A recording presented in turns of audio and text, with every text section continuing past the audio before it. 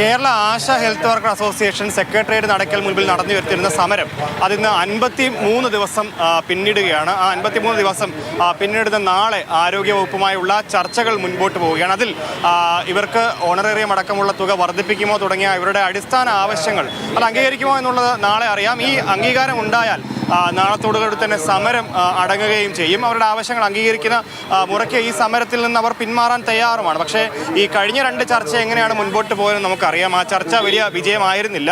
ഇനിയും ഞങ്ങളെ പറ്റിക്കാതെ ഇരിക്കുമെന്ന് ഞങ്ങൾക്ക് വിശ്വാസമുണ്ട്.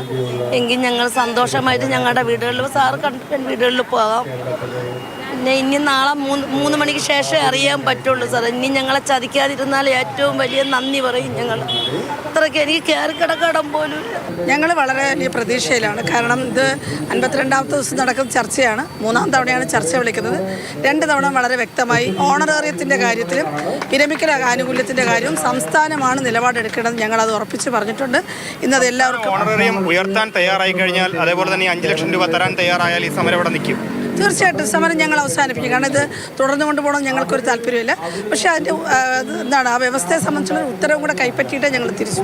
കഴിഞ്ഞ 52 ദിവസമായി വീടൊക്കെ വിട്ട് ഈ സെക്രട്ടേറിയറ്റ് നടക്കൽ പലപ്പോഴായി വന്ന് സമരം ചെയ്യുന്ന, അല്ലെങ്കിൽ നിത്യസമരം, രാപ്പകൽ സമരവുമായും നിരാഹാര സമരവുമായും ഒക്കെ ബന്ധപ്പെട്ട് നിൽക്കുന്ന സ്ത്രീകളുണ്ട്. വലിയ ബുദ്ധിമുട്ടിലൂടെയാണ് ഇവരുടെ ജീവിതം കടന്നു പോകുന്നത്. എന്തായാലും ഈ ചർച്ച ഉണ്ടാകും, ആ ചർച്ചയിൽ ഒരു വിജയം ഉണ്ടാകും എന്നുള്ള ഒരു പ്രതീക്ഷയിലാണ് ആശാപ്രവർത്തകരുള്ളത്. ഗോകുൽനാഥ്, മാതൃഭൂമി ന്യൂസ്, തിരുവനന്തപുരം.